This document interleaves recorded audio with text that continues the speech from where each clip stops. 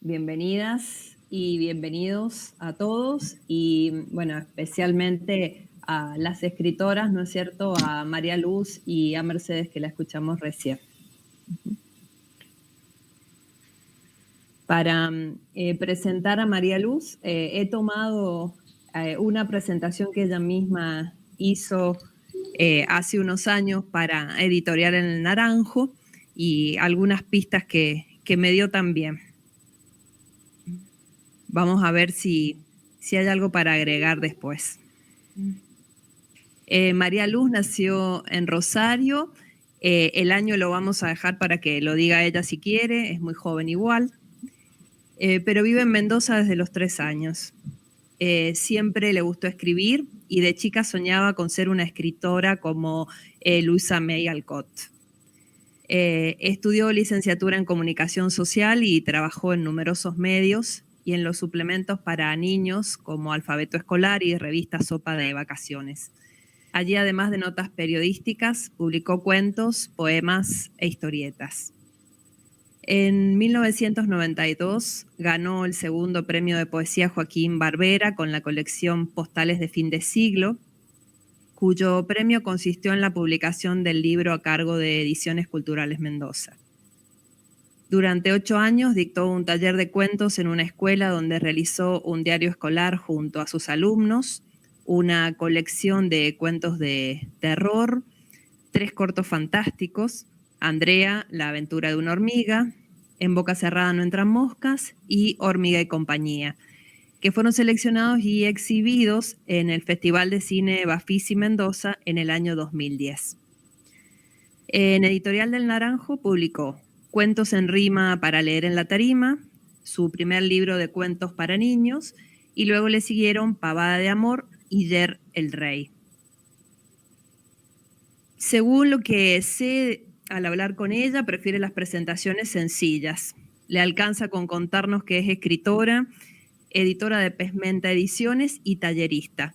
Yo agrego también una frase que me pareció atrapante, que es contadora de cuentos. Según ella misma declara, le encanta escribir, también le gusta el mar, leer antes de acostarse, las uvas y los días soleados. No sé, María Luz, si hay algún gusto más para agregar ahora, hoy. Gracias, Silvia. Bueno, primero agradecer este espacio.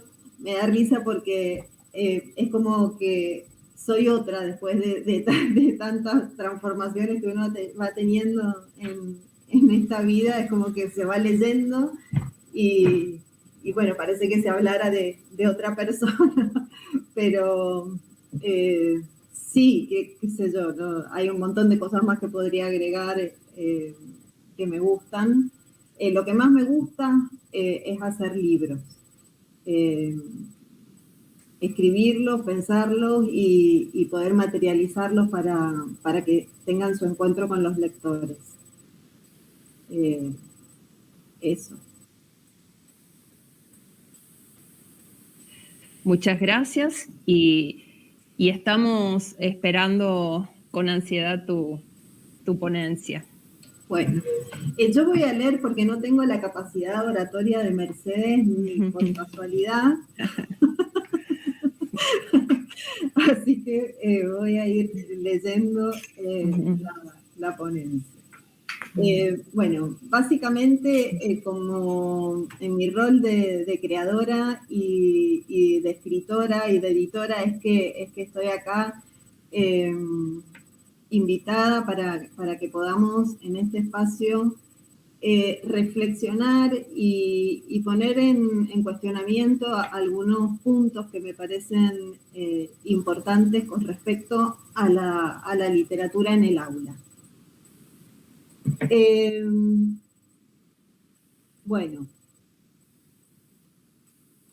en esta responsabilidad que tenemos los mediadores, en esto de proponer lecturas y construir lectores, que es muchísimo, ¿no? Bueno. Este encuentro no pretende ser en absoluto una respuesta certera, sino una invitación a la reflexión de las prácticas docentes respecto de la literatura. Creo que es necesario proponer nuevas lecturas para nuevos lectores. Quiero iniciar con una frase que dice: una buena lectura siempre lleva a otra lectura. Sabemos que la escuela es un espacio de construcción lectora. Cuando hablo de construcción lectora, me refiero a construir lectores de literatura. Ya sabemos que los niños y los jóvenes leen de múltiples maneras. Leen imágenes, leen en las redes sociales, leen los libros de estudio, leen las consignas. Porque en el aula se dan muchas lecturas que no tienen que ver con la literatura.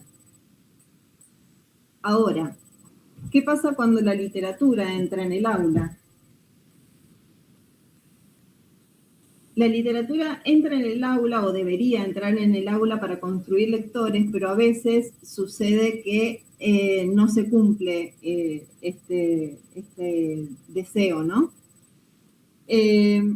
Muchos educadores no saben cómo abordarla porque viene en un formato muy parecido a los libros de estudio, como los manuales, como los libros, las enciclopedias, o los libros expositivos, y esto genera un territorio de confusión acerca del para qué de la literatura, porque parece que tenemos que hacer algo con la literatura dentro del aula. La mayoría de las veces, la literatura en el aula se convierte así en un pretexto para desarrollar algún tema del currículo.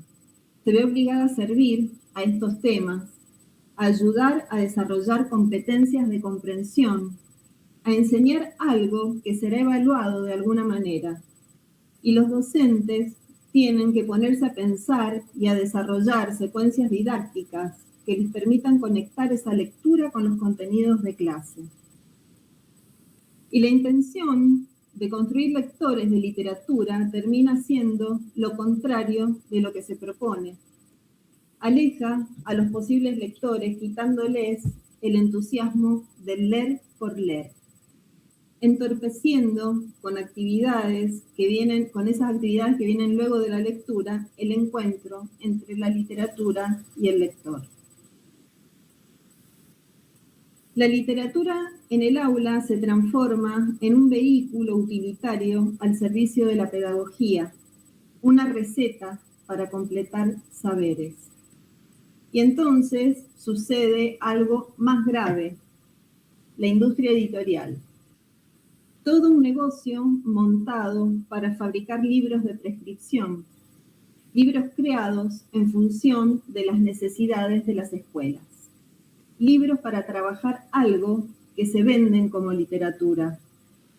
Libros para trabajar la ESI, libros para trabajar las emociones, libros para trabajar el acoso escolar, libros para trabajar el cruce de San Martín a los Andes, libros para querer más a los compañeros, libros que defraudan a los lectores que solo buscan una buena historia, algo que los conmueva, que los divierta, que los haga reflexionar, que los haga desarrollar el sentido estético, que los haga imaginar y crear sentido. El negocio editorial ofrece hasta propuestas didácticas enlatadas, pensadas para alivianar el trabajo docente, aplicables a cualquier contexto y a cualquier niño, sin dar cuenta de las diferencias o desigualdades. Los educadores, preocupados, apurados y exigidos por alcanzar a desarrollar los temas anuales, usan la literatura como un vehículo más para cumplir con los requerimientos que se les imponen. Entonces, los criterios de selección de los planes de lectura pasan a ser la edad, el tema, los valores. Pero la literatura, en realidad, no sirve para nada. No tiene fines educativos, pedagógicos o formativos. No sirve para educar, ni para controlar las emociones. Leer no nos hará mejores ni peores personas. Leer solo sirve para leer. Para empezar una lectura y querer seguir con otra. Para enseñar, educar o informar, Hay otro tipo de libros que son los manuales, los libros de texto, las enciclopedias, pero no la literatura. Lo que yo propongo como consejo, porque acá, bueno, nadie tiene la verdad en esto, es que los docentes vayan a las librerías y hagan su propia búsqueda y su propia selección. Que traten de escapar a lo que muestran los catálogos de las editoriales, que promocionan en las escuelas, que busquen autores que tengan algo nuevo para decir, que busquen temas que los interpelen y no temas de moda o que pueden ser funcionales al currículo, que se animen a construirse como lectores que toman sus propias decisiones de lectura, para después poder mediar y tender ese puente con los alumnos con convicción y amor por lo que se da a leer. Porque la función del docente es fundamental. Como dice la escritora Marina Colosanti, la lectura se transmite por contaminación amorosa. Solo quienes aman la lectura pueden contagiar ese amor. No basta solo con acercar un libro o leer un rato a los chicos todos los días. Si uno no se apasiona por eso que está leyendo, no va a poder inculcar el gusto por la lectura. Leía justo ayer una entrevista al escritor Martín Blasco, donde contaba que cuando él era chico en su casa no se veía fútbol. Y que él descubrió que el fútbol era algo muy importante cuando empezó a ir a la escuela y vio que todos sus compañeros eran apasionados de este deporte. Entonces, cuando fue padre de grande, quiso inculcarle a su hijo el gusto por el fútbol y lo mandó a aprender a una canchita de fútbol, lo hizo mirar fútbol por televisión, pero no lo logró. No pudo inculcarle el gusto por el fútbol. ¿Por qué? Porque no se puede transmitir lo que no se siente. La única receta para construir lectores es que los docentes lean literatura y se apasionen con la literatura. No con toda, claro, porque todos tenemos gustos y preferencias. Ya que un docente que no lee es como un músico que no quiere tocar un instrumento. Leer y dar a leer. Leer por leer. El único criterio de selección válido debería ser ofrecer ese libro que nos enamoró. Una buena lectura de esas que solo sirven para tocarnos el corazón y dejar huella. Ese es el único camino lector posible. También quisiera decir que la didáctica tiene que estar en función de la literatura y no la literatura en función de la didáctica.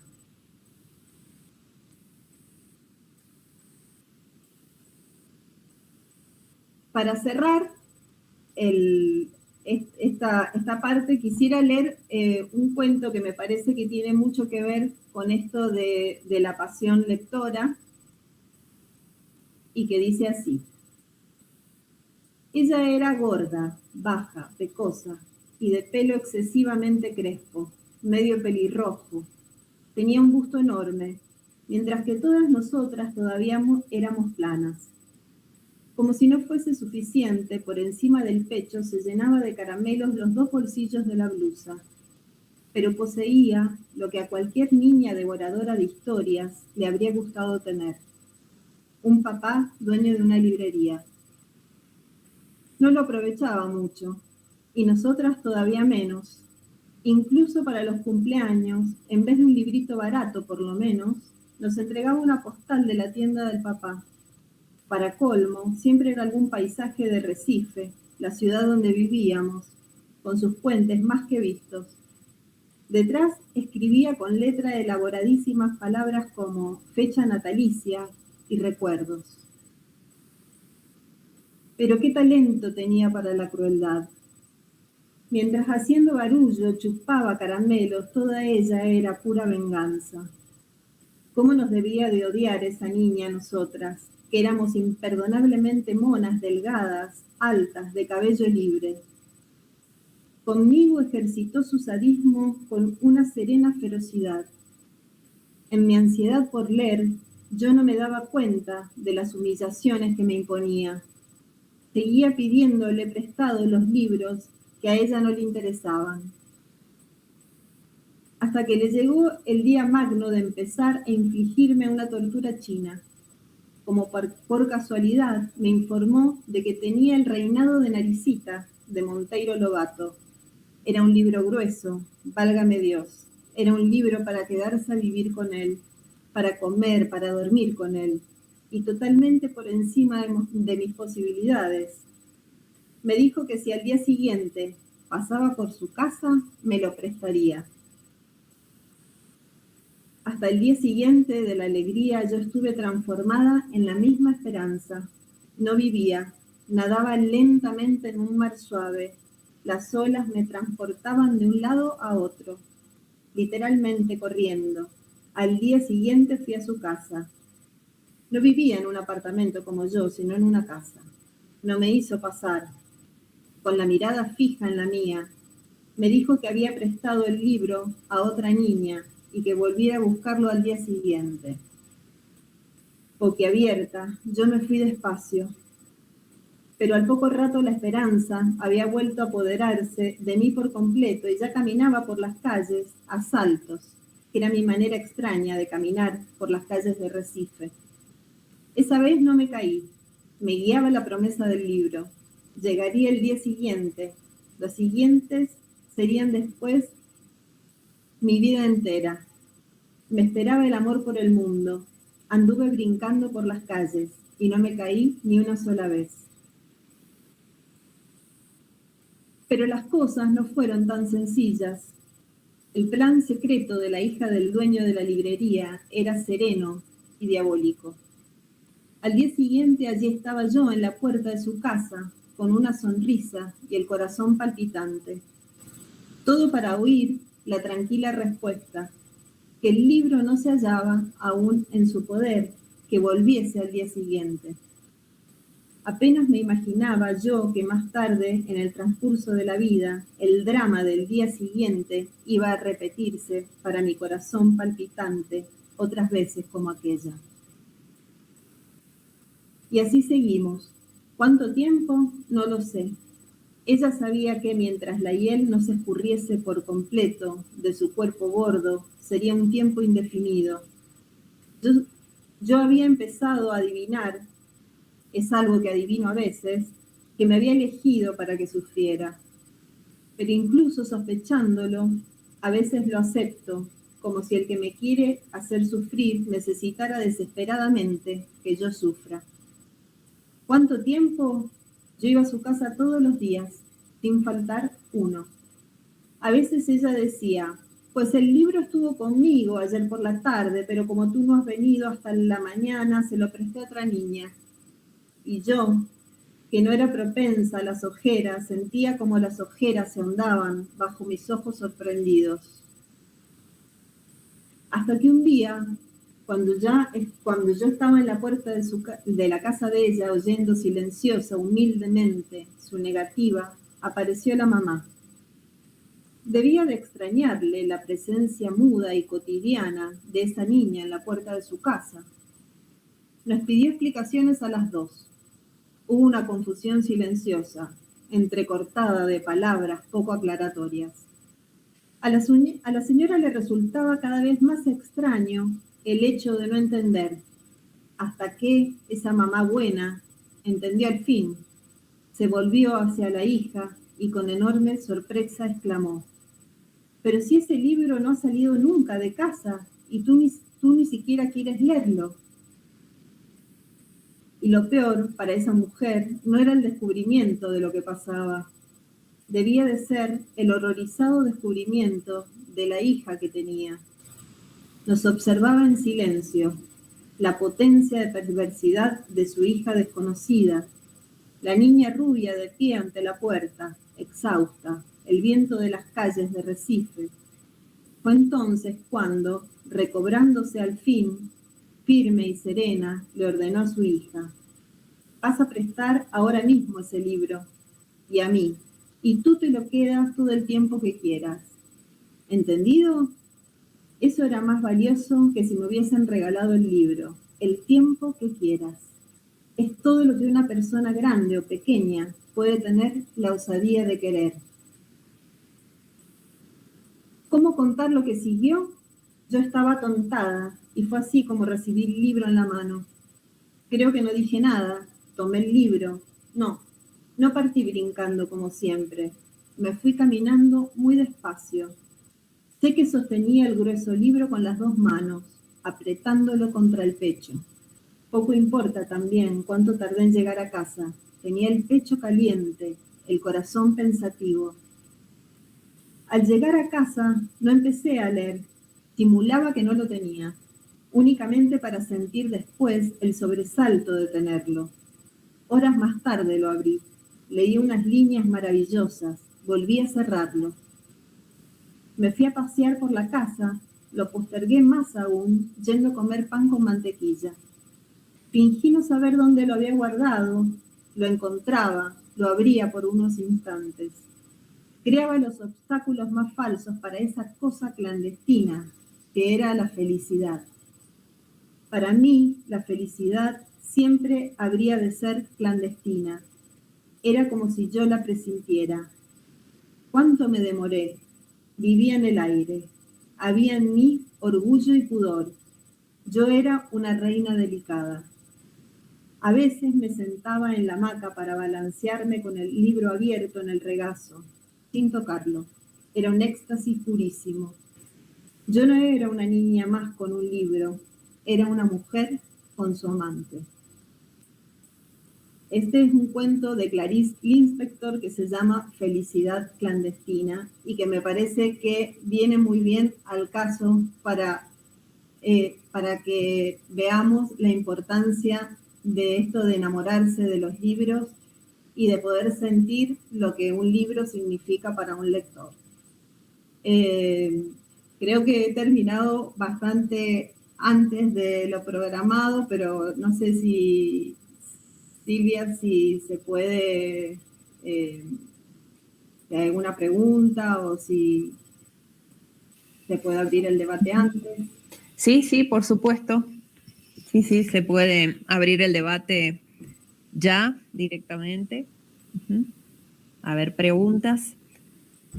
Y mientras van escribiendo en el chat de YouTube, yo me adelanto con algo que intriga mucho a veces a estudiantes y sobre todo a quienes tienen ganas de escribir, pero a veces no se animan y tienen también esa fantasía de que quien escribe lo hace por inspiración y de una vez y para siempre. Es decir, que sale de una. ¿Qué podrías comentarles sobre esto? ¿Qué pasos lleva el proceso de la escritura? Bueno, ese es un pensamiento mágico.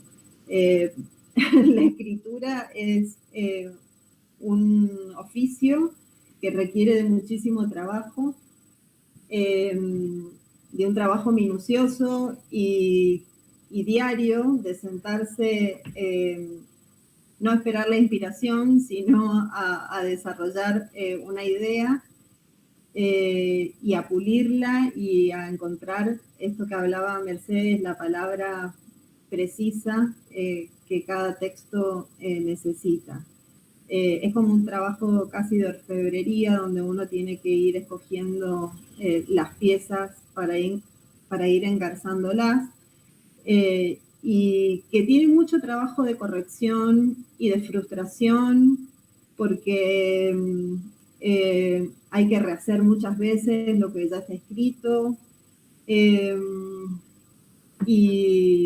y también tiene mucha frustración a veces la negativa de que uno presenta un trabajo a una editorial y se lo bochan o creen que este trabajo de edición que se llama de editing, que es trabajar el texto con el editor de la editorial para dejarlo lo más pulido posible, lo viven como un avasallamiento a la creación, y en realidad es un trabajo que se hace en conjunto para lograr que ese texto se transforme en un libro y ese libro llegue a los lectores de la mejor manera posible.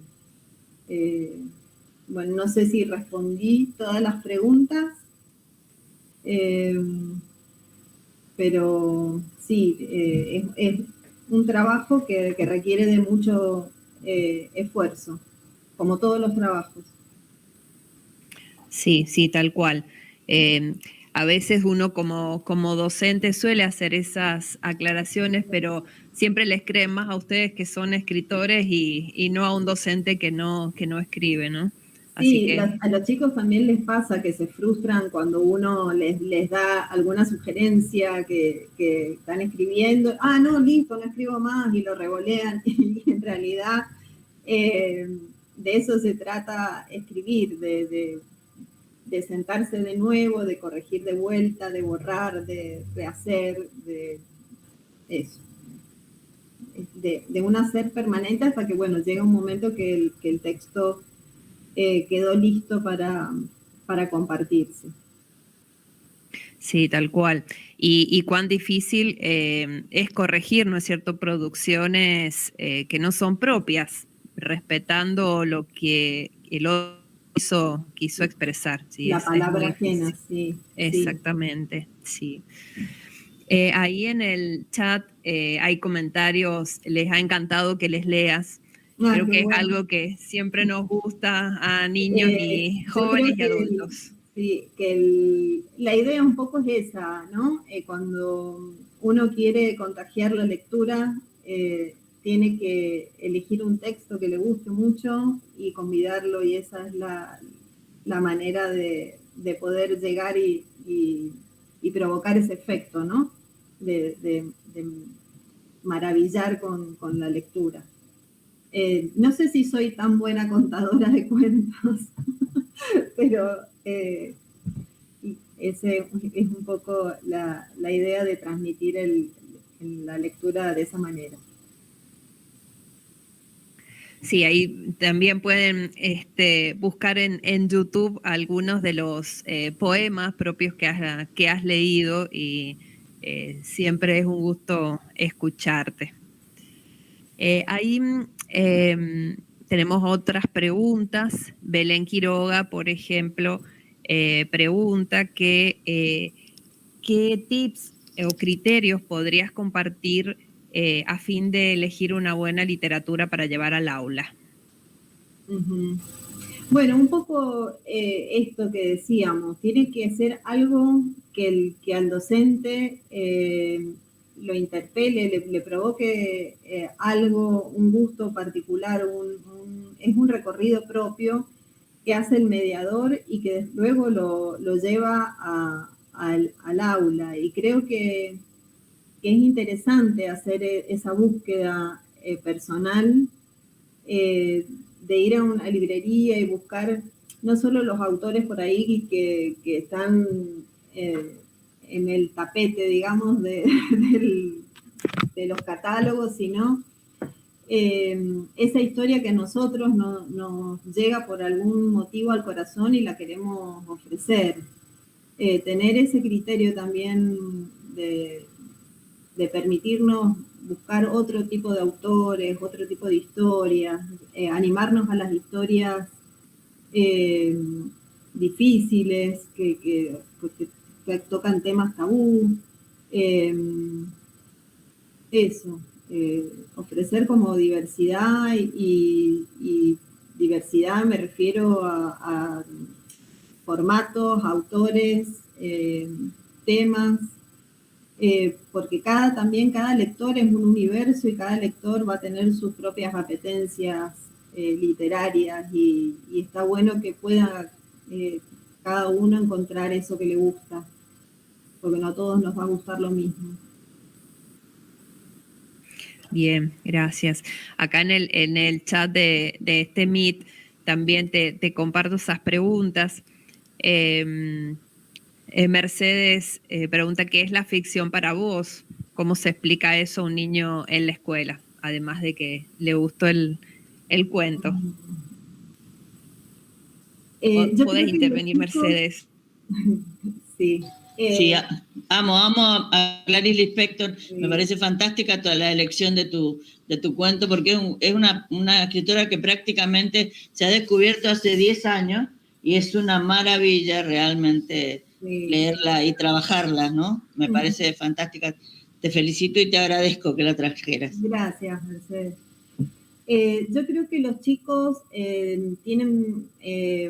vienen claro qué es la ficción, qué es lo real y qué no es, cuál es la realidad y cuál es la ficción.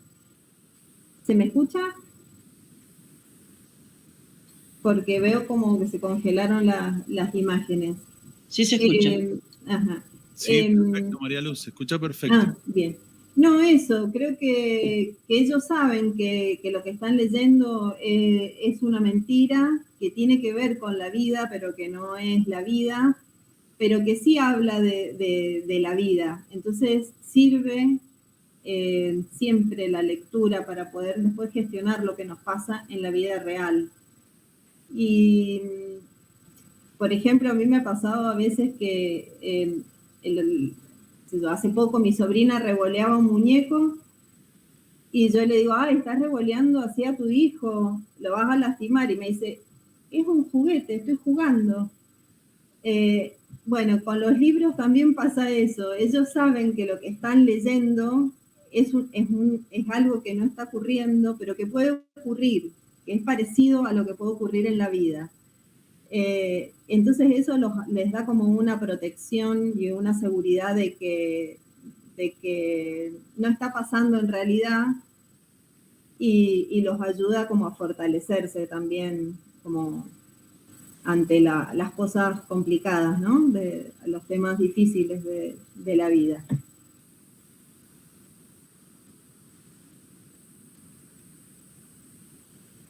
Bien, gracias.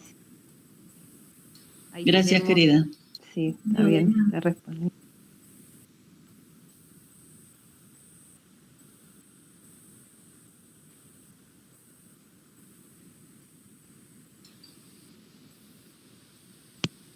María Luz, ¿te puedo preguntar? Sí. Sí. ¿Pensás que los cuentos o la literatura para niños tiene que ser siempre la literatura contemporánea, inmediata, con realidades más reconocibles para ellos? ¿O tenemos que remitirlos también a los clásicos? ¿Y qué importancia tendría la literatura de los clásicos para los niños? Uh-huh. Yo creo que hay que darlas en forma paralela y que siempre está bueno que el clásico dialogue con la realidad actual. Claro. Que esté ese diálogo entre lo que sucedió y lo que sucede y que se pueda charlar y reflexionar también sobre eso, porque se está como censurando mucho la literatura clásica por no estar en concordancia con las ideas de nuestra época.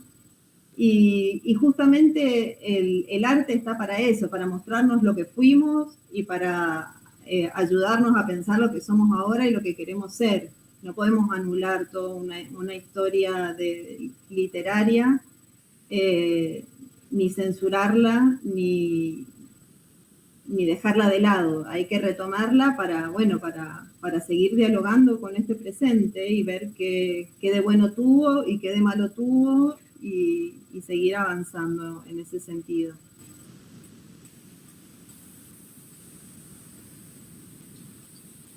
Perfecto, pero vos como escritora te sustentás en tus lecturas de los clásicos. Italo Calvino tiene un libro maravilloso que es ¿Por qué es necesario volver a leer a los clásicos? Porque justamente los clásicos, ¿qué permiten? La alegoría, la reversión, el ayornamiento, pero sirve para tomar los grandes temas de la literatura y colocarlos en nuestro tiempo. Me parece que a vos como escritora te sirve Eso. Sí, a todos los que escribimos GIF en algún momento Claro. hemos versionado algún clásico. Siempre, casi siempre.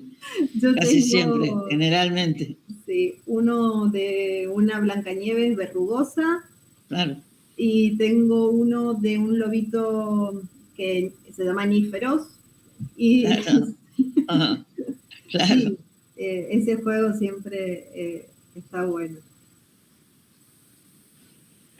Bien, ahí te comparto otras preguntas del chat. ¿Qué obra te hizo amante de la lectura? Y si has llevado la obra al aula, y si has llevado algo al aula en algún momento, ¿qué resultados obtuviste? Bien, qué difícil me resulta elegir algo. Creo que no puedo. Que tengo mi recorrido y mis elecciones y que eso eso es parte de mi ADN como lectora.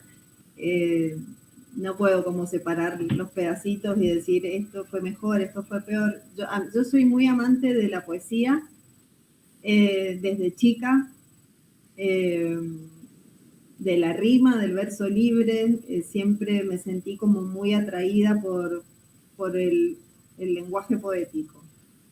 Y es algo que me interesa a la hora de escribir también,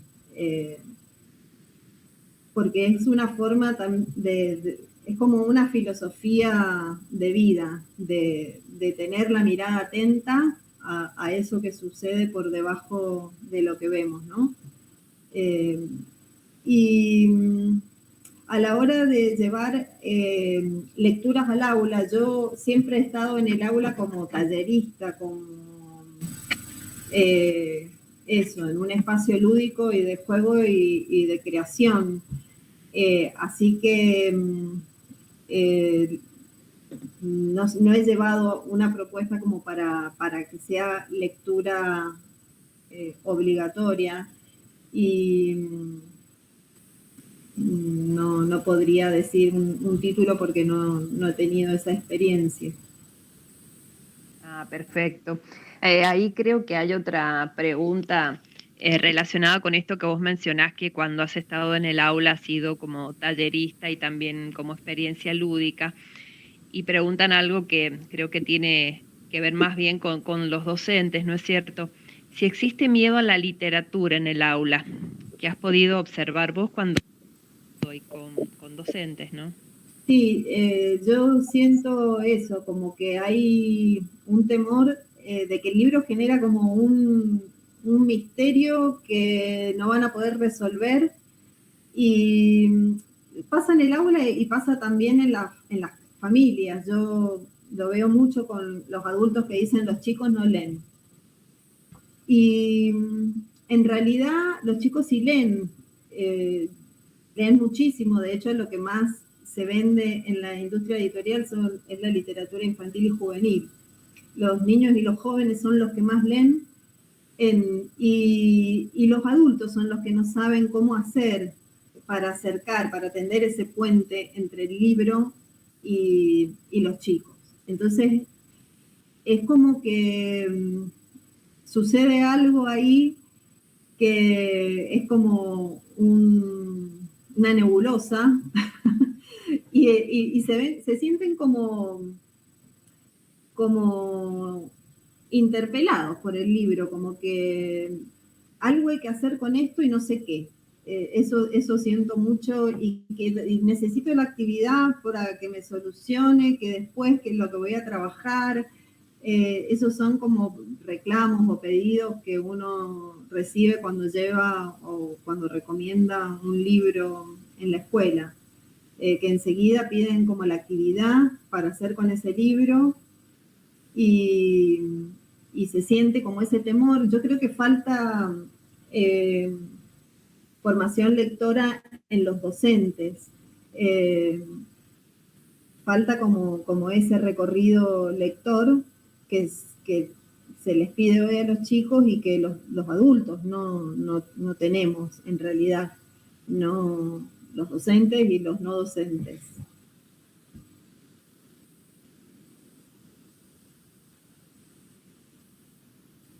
Yo me voy a intrometer un poquito, si me permitís. Sí, Nicolás. Mira, hay una pregunta de nuestra colega Trinidad Helves, que me gustaría que las dos nos dieran su respuesta, porque de las dos surge el tema de lo clásico y cómo los motivos ya vienen de la Biblia, como decía Mercedes, y de la literatura clásica. ¿Qué pasa con la perspectiva de género, no? Porque si nos vamos a esa literatura o a eso, digamos, es una cuestión muy compleja hoy desde este posicionamiento. ¿Cómo verían esta conjunción entre ambas dimensiones? Sí, un poco lo contesté hace un rato porque dije de que esto de que se han prohibido algunos clásicos, se prohibió La Caperucita en España, en una escuela, se prohibió una película, no sé si fue una película de Blancanieves, con un beso robado del príncipe a Blancanieves. Y yo creo que los libros no pueden leerse con perspectiva de género, tienen que leerse en relación al contexto en el que fueron desarrollados. Y si van a leerse con perspectiva de género, justamente es para gestar la discusión de cómo ha cambiado la sociedad de entonces hasta ahora. Y yo creo que ningún libro nos va a hacer ni violentos, ni asesinos, ni discriminadores. El libro sirve en todo caso para reflexionar, pero nuestra generación creció leyendo ese tipo de libros y somos los que estamos llevando adelante la lucha feminista más grande de la historia. Entonces, si fuera que leímos esos libros de príncipes y princesas y estamos encadenadas al patriarcado, pero justamente es la generación que está haciendo esa revolución. Entonces no creo que porque les demos libros de antiprincesas a las infancias, vayamos a construir un tipo de sociedad diferente. Creo que lo que el libro propone es eso, poner en discusión los libros de antes con los de ahora y reflexionar sobre las prácticas que teníamos antes con las que tenemos ahora a través de la literatura, que la literatura sirva para discutir esos temas.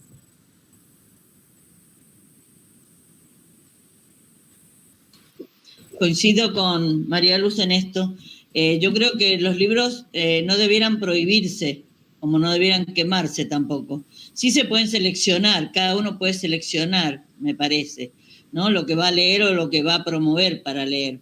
Creo que los libros clásicos, Borges dice, todo es lectura, y todo es relectura y todo es reescritura. Todo ha sido escrito alguna vez. Sin duda alguna que vamos a encontrar muy pocos libros sobre la felicidad.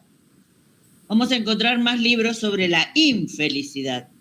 Sobre el disvalor se escribe para hablar del valor. Entonces, me parece a mí que no debieran prohibir y sí debieran ser utilizados. Yo sé que sí que hay, que por ejemplo que no se lee más Caperucita, se puede reversionar perfectamente el material, perfectamente, como se reversionan todas las alegorías de la Biblia, todas, absolutamente. Y no estamos haciendo una cuestión de apostatía, no somos herejes por reversionarlo, simplemente, pero creo que son fundamentales lecturas. Primero, para el docente, para el escritor no tengas dudas, pero para el docente es fundamental que tengan ese basamento, porque además a partir de la literatura se entiende la historia. La literatura es una de las formas de leer la historia, es otra de las formas, es una de las variantes más válidas de leer la historia, sobre todo en las novelas, donde hay mucho lenguaje referencial, donde hay fechas y lugares y nombres. Entonces me parece que todo libro, toda lectura sirve para hacer pensar. Y al pensar, planteamos en la discusión el debate y se abre la puerta al nuevo pensamiento, a los nuevos tiempos. A mí me parece, estoy absolutamente de acuerdo con lo que dice María Luz, pero los libros no debieran prohibirse. Cada uno debe tener la suficiente... Yo creo que la libertad se ejerce justamente ahí, ¿no? No prohibiendo al otro hasta dónde tiene que avanzar. El otro debe saber lo que tiene que hacer. Me parece. Muchas gracias a las dos. Acá en el chat de YouTube hay otra pregunta que la hacen a María Luz, pero creo que también puede ser extensiva a Mercedes porque han tenido experiencia en distintos niveles, ¿no? ¿Y qué estrategias se pueden aplicar para que la literatura no sea vista como un cuco en el aula? Bueno, yo creo que un poco es esto, alejarla de lo pedagógico y de lo que viene después de la lectura, y acercarla más al juego, a esto, que sea un espacio de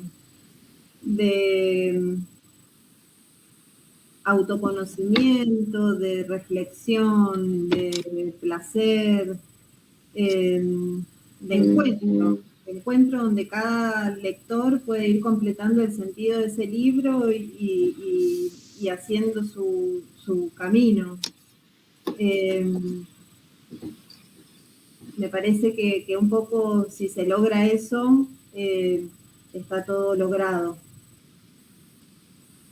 Sí, yo entiendo la literatura no como un espacio de entretenimiento, sino un espacio de pensamiento. Yo creo que a la literatura le tienen más miedo a los docentes que a los chicos, me parece, ¿eh? Entonces, porque yo he tenido oportunidad muchas, pero me han invitado muchísimas veces a las escuelas a hablar con los chicos, y los chicos se vuelven locos de alegría.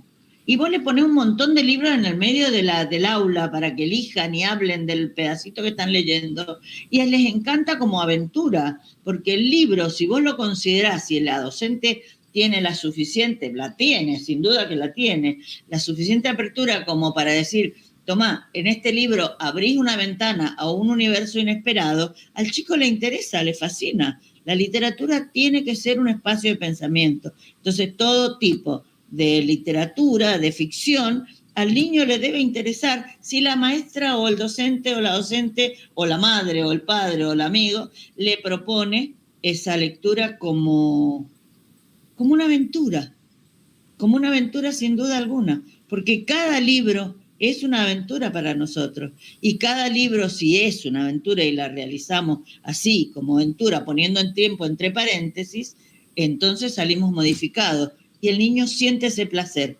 lo siente ese placer. Les encanta a los chicos hablar con los escritores, porque les parece que somos, y no, cuando se dan cuenta de que somos de carne y hueso, bueno, de carne y hueso, algunos con más carne que hueso, pero no importa, pero se dan cuenta de que son una persona. Entonces, qué bárbaro, les encanta. Entonces dicen, yo podría llegar a hacer eso. Y es fantástico, porque es una propuesta a una cosa distinta. Es esa pequeña felicidad clandestina. La pequeña fiesta íntima que produce la literatura. Absolutamente. Es la pequeña felicidad de la que habla Clarice Lispector. Perfecto. Magnífico. Sí, es eso. Y el hablar con escritores fascina porque sí, es verdad que uno los ve cercanos y los chicos más todavía. Es decir, bueno, es posible. Claro.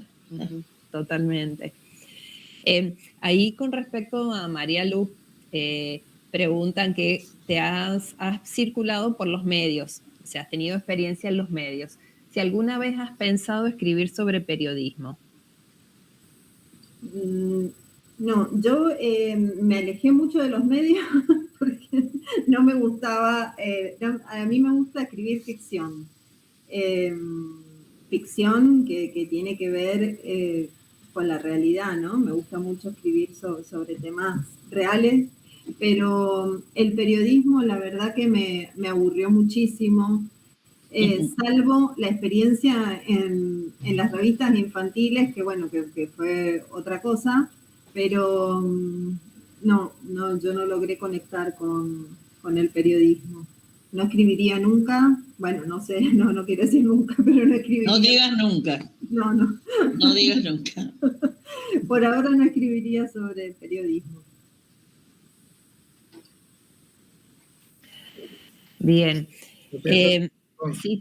Creo que tenés otra opinión al respecto, ¿no? Sí, porque yo he sido periodista para comer y escritora para vivir. Claro. Y realmente tengo alumnos, vos viste, bueno, en el instituto, los alumnos de periodismo muchas veces, pocas veces, han abierto un libro. Entonces encontrarnos con ellos, realmente casi ya profesionales que no conocían, que no sabían escribir o que no interpretaban, porque la cuestión no es leer, no es escribir, sino leer y entender, leer y comprender, la lectura comprensiva. No, vos lo sabés muy bien, salen de la facultad prácticamente crudos, sin lectura comprensiva, porque no ha habido un acercamiento a la lectura, a cualquier tipo de lectura. Entonces a mí me parece que yo he sido muy feliz escribiendo crónicas. Di Benedetto ya me dijo, usted tiene que ser escritora de policiales, perfecto. Y le dije, ¿pero cómo? Primero de deporte. Le dije, no, deporte no, yo soy una vaga, una búlica física. No, deporte no, deporte primero. Y después policiales. Bueno, perfectamente. Y yo he sido muy feliz haciendo esas crónicas, porque realmente en esos espacios uno se encuentra con la realidad y con la variopinta de la gente y de los temas. Entonces allí pulsa la vida en el periodismo. No todos los periodistas son buenos escritores, pero la mayoría de los buenos escritores han sido buenos periodistas, porque se han encontrado con esa posibilidad de intercambio con la realidad y de una cosa muy importante, que es, tengo la idea, la novela, yo tengo la novela acá, escribíla. De ese pasaje que hay del pensamiento, de la mente, ahora a la computadora. Ni te cuento cuando era con la Olivetti, que tenías que borrar con la X. Y si tenías muchas, en la página muchas X, tenías que tirar la página y escribir toda la página de nuevo. No te cuento lo que era eso. Ahora es más fácil. Ahora tomás y guardás esa frase que tenés que sacar, la guardás en uno que dice varios, una carpeta que dice varios. Entonces, a mí me parece que la posibilidad de escribir como escritor, primero tiene otro estilo. Y segundo, te da la posibilidad de la rapidez, de la habilidad de transformar en una cosa real, un suceso, en una cosa escrita. Sobre todo trabajando en un diario que se cierra. Se tiene un cierre a una hora determinada. Y entonces acá no podés estar una semana escribiendo una página. Tenés que escribirla en 15 minutos.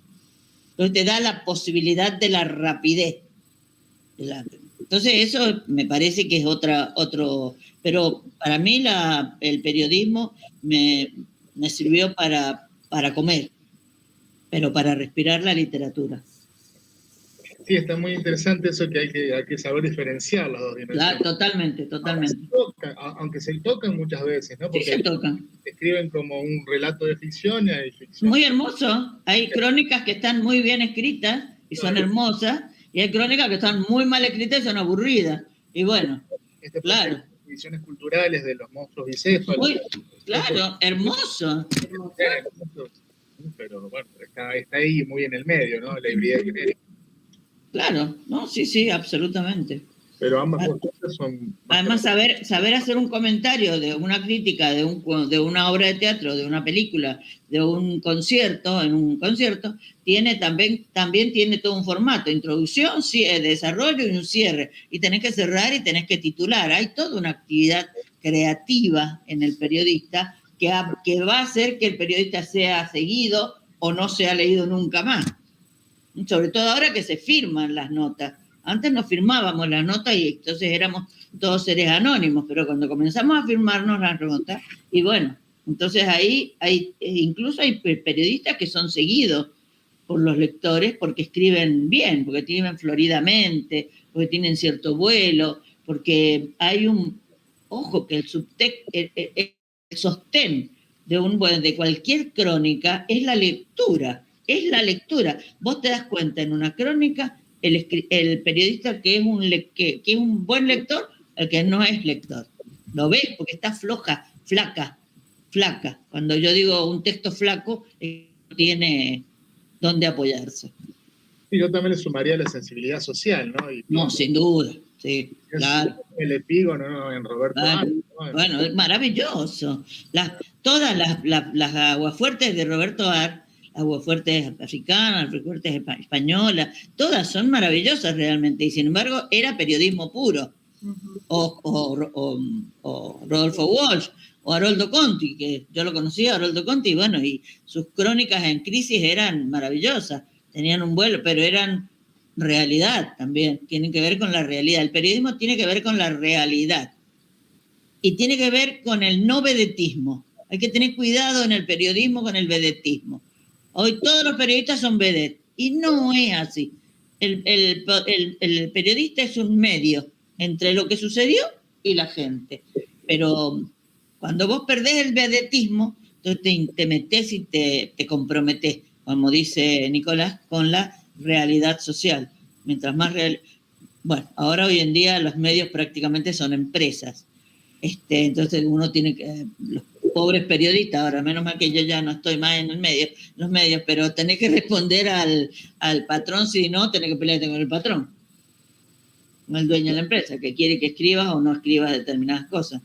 Pero cuando hemos vivido tiempos de bohemia, de escritores bohemios, de escritores que eran artistas, escritores que íbamos a conciertos, que íbamos al cine, que sabíamos de teatro, que sabíamos de arte, pero que sabíamos de política, eso era una fiesta.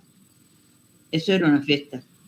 Hay había cierta libertad. Muchos escritores vedette también. No, eso es lo que estoy diciendo, ahora muchos. La mayoría son vedette. No, hoy es vedetismo. Hoy en el periodismo el vedetismo es más importante que la noticia. Y es lo que está mal. Eso es lo que hay que inculcarles a los chicos en el instituto. Sí, yo cuando comentabas también el tema de la palabra al principio de tu ponencia, pensaba que ahora la palabra al haber tanta palabra, está todo tan devaluado, ¿no? Porque se muy bastardeada. Desde toda arista, ¿no? Y entonces esa sobrecarga de palabras es lo que genera la deflación también, ¿no? Absolutamente, pero si no nos hablamos y no nos contamos las cosas, también estaríamos desnudos. Entonces, es la responsabilidad de la palabra. La palabra responsable es la más importante, tanto en el periodismo como en la ficción. Ojo con la ficción irresponsable también, porque si no nos vamos a encontrar con escritores terribles, tremendos, que también lastiman con la ficción, y esa no sirve, ¿no? No hablo de lo pornográfico, hablo del panfleto, de la ficción convertida en panfleto, que no sirve para nada. También creo que es lo que mencionabas recién, Luz, que también había vedetismo entre los escritores de textos literarios, ¿no? No, muchísimo. Ni hablar, claro. Sí. No, por supuesto. No vedetismo, además los marketineros, si te metes acá en las provincias, no hay marketing prácticamente, porque todos somos autogestores. Cada uno se paga sus libros, pero vos sabés muy bien que en Buenos Aires hay muchísimos escritores, pero 4 o 5 que son las vedettes. Y no digamos que son los mejores. A lo mejor hay muchos más que están silenciados porque no tienen posibilidad de entrar en el gran entramado del engranaje del marketing. Hoy todo es marketing. ¿Por qué te crees que Gabriel García Márquez fue más importante que Rulfo? Sí, porque se casó con la Carmen Barcel, que era la que manejaba el mar. Pero Rulfo es superior a García Márquez, maravilloso, pero sin duda que Rulfo es superior. Entonces, bueno, el marketing no está acá para las provincias, está para las grandes ciudades el marketing. Y para quien no tenga estómago también. Claro, y volvíamos ahí también a lo que decía María Luz, creo que en el comienzo, el tema de las editoriales, ¿no? No, acá no hay. Editorial. Claro, acá no hay. Claro, no hay acá. Acá hay imprentas. Acá hay imprentas con las que vos tenés que negociar y pagarles algo. Pero acá editoriales no hay. La editorial es la que se encarga de comprarte el material, de editar y darte unos pesos por lo que fuere, pero de distribuir, porque lo importante acá es llegar al lector. Acá no solamente es escribir. La mía tiene ese formato y está acá. Es para... Bueno, está bueno, por eso. La tuya, bueno, pero no hay muchas como la tuya. No, bueno. En LIC han surgido algunas. Sí, en la literatura infanto-juvenil sí. Sí, y no sé, la verdad que para adultos. No hay. No hay. Salvo la de Alejandro Frías, que hace algunas cosas muy interesantes, pero que tampoco, claro, pero nada más, pero no hay mucho. Uh-huh. Lo tuvimos también a Alejandro de visita en el noveno congreso. Maravilloso. Alejandro es un gran gestor cultural. Sí, ahora tiene la editorial La Jarilla, creo que se llama, ¿no? No, Ediciones del Retortuño. El Retortuño, no era Jarilla, era el Retortuño. Exactamente, el Retortuño. Sí, Retortuño, sí, hermoso. Sí. Ahí insisten en el chat y me enviaron también por privado porque no querían que pasara, volviendo a las preguntas que había respondido recién María Luz sobre el gusto por la lectura y la literatura en el aula. Comentan que una experiencia es trabajar 20 minutos la literatura en el aula y que los chicos cada vez que la docente vuelve le reclaman ese espacio. Y ahí entonces relacionado con eso, ¿qué opinas sobre el tiempo de lectura? Dedicar tiempo de lectura en el aula, ¿qué recomendarías? ¿Qué lectura recomendaría o qué? No, ¿qué tiempo? Sí, yo creo que eso es fundamental, el leer por leer y que se entienda que ese no es un tiempo perdido, que es un tiempo ganado. Al contrario. Porque muchas veces pasa eso, los docentes se ven tan apremiados por cumplir con las exigencias curriculares que sienten que ese tiempito que le están dedicando a la lectura lo están perdiendo.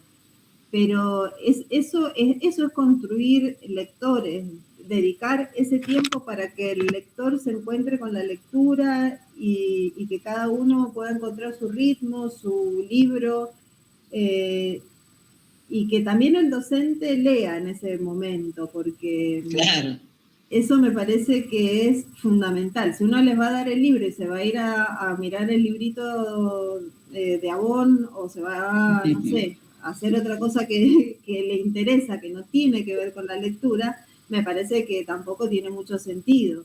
Esto es entregar algo que a uno le gusta mucho, que es un tesoro, que son las palabras, que son las historias, y sentarse a disfrutar con los chicos de ese momento.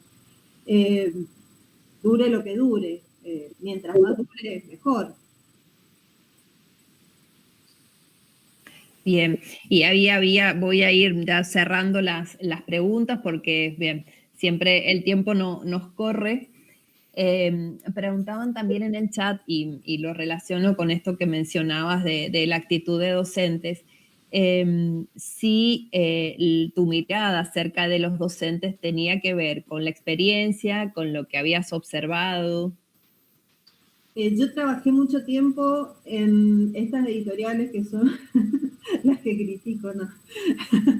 Yo trabajé mucho tiempo en editoriales texteras, en SM, en Norma, como asesora pedagógica. Yo he tenido mucho contacto con los docentes, también he dado muchos talleres en las escuelas, talleres de escritura creativa.